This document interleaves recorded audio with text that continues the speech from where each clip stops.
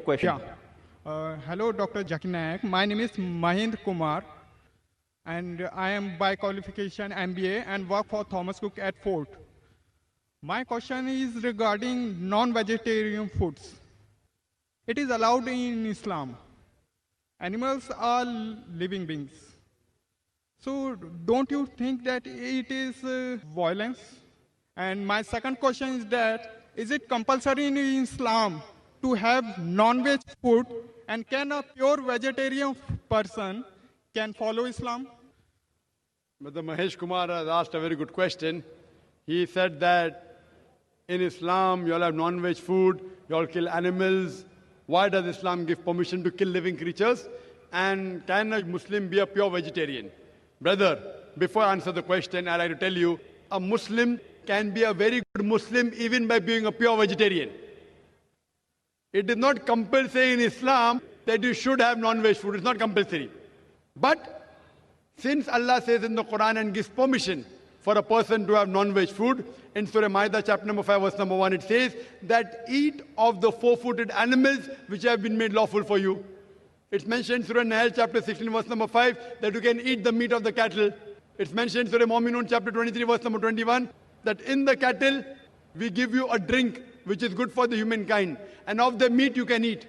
So when Almighty God gives you permission to eat the meat of the lawful animals, then why should Islam permits you to have non-veg food? If we analyze non-veg food, it's rich in protein.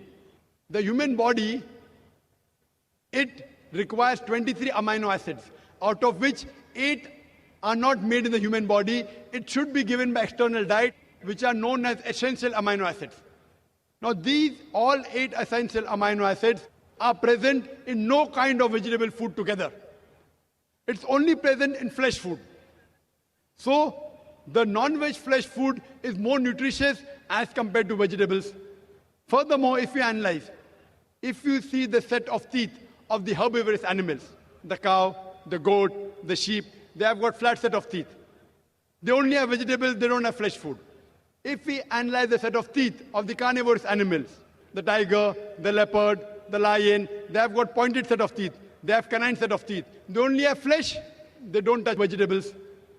If you analyze the set of teeth of the human beings, if you go in the mirror and see, we human beings, we have got flat teeth as well as pointed teeth. If Almighty God wanted us to have only vegetables, why did He give us this canine teeth? Why did He give us this pointed teeth? For what? But naturally to have non-veg food, to have the flesh food.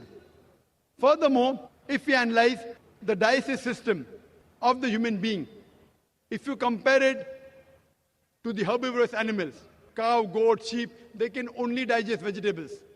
The digestive system of the carnivorous animals, tiger, leopard, lion, they can only digest flesh food, they cannot digest vegetables. The digestive system of the human beings can digest both. It has small intestine, big intestine. It can digest vegetables as well as flesh food. It can digest both. So if Almighty God wanted us to have only vegetables, why did He give us the digestive system which can digest both?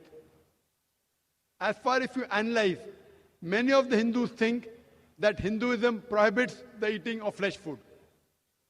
In fact, if you read, it's mentioned in Manu Smriti, chapter number 5, verse number 30. Almighty God has created some animals to eat and some to be eaten. If you eat the animals that have been created to be eaten, then it's not a sin. Manu Smriti, chapter number 5, verse number 31 says that Almighty God created some animals for sacrifice. Killing them is not a sin. Manu Smriti, chapter 5, verse number 40 says that killing sacrificial animals for sacrifice is permitted. It is a law of the God. So in Hindu scriptures, it's permitted to have non-veg food. If you read the Vedas and the other scriptures, sages and sons, they ate non-veg food, they even ate beef. If you read Mahabharata, Anushasan Parv, chapter number 88, when the Pandavas, they gather, Yudhishthir, who's the eldest brother of the Pandav, he asks Bhishma that what food should we give in yagna, in puja, in sacrifice, so that our ancestors will be satisfied. So Bhishma replies that if you give herbs and shrubs and vegetables, our ancestors will be satisfied for 1 month. If you give them fish for 2 months, if you give them meat for 3 months, if you give them hair for 4 months, if you give them goat for 5 months, if you give them bacon for 6 months, if you give them birds for 7 months, if you give them deer for 8 months, and the menu continues, big menus there. It says if you give buffalo for 11 months, if you give the flesh of cow, our ancestors will be satisfied for 1 full year. And if you give red meat of goat or meat of rhinoceros, they'll be satisfied inexhaustibly. So according to Hindu scriptures, eating non-veg is not a sin. It is because many of the Hindus were being influenced by the Ahimsa philosophy of not killing any living creatures, they started accepting it. But even this philosophy of Ahimsa, as you said, that killing living creature is a sin. Brother, do you know that even plants have got life? Do you know that, brother? Yes. So if you say killing living creature is a sin, killing a plant is also a sin. So why do you have plants? Agreed. Very good. Furthermore, there are some people who say, okay, brother Zakir, I agree that plants have got life, but the plants can't feel pain. Therefore, killing a plant is a lesser sin as compared to killing an animal. The point to be noted is that today science has advanced and we have come to know even the plants can feel pain. But the cry of the plant cannot be heard by the human being because human beings hear the frequency that they hear is from 20 cycles per second to 20,000 cycles per second.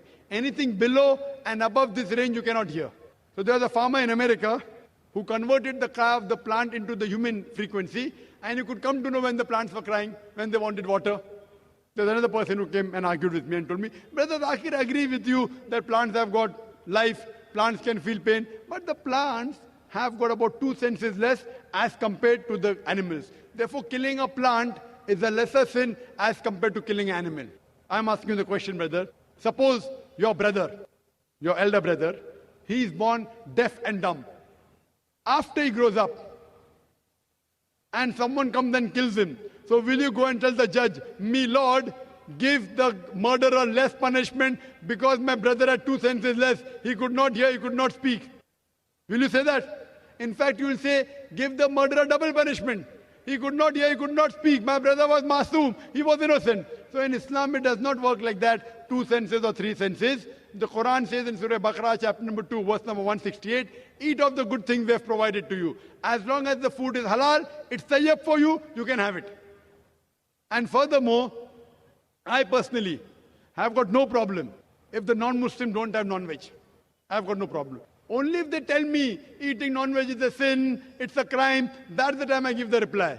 Otherwise, if the non-Muslims in India, they don't have non-veg, it's beneficial for me. If all the non-Muslims in India start having non-veg, then the prices of mutton and beef will rise. It'll be more expensive for me to have it. So personally, I've got no problem. Hope that satisfies the answer, brother. Yeah, definitely, sir. So now, if you want, you can yet be a good vegetarian. If you want, you can eat non-veg also. Eating non-veg will keep you more healthy. You can have, but even if you want to be a pure vegetarian, it's not a sin. Hope that answers the question, brother.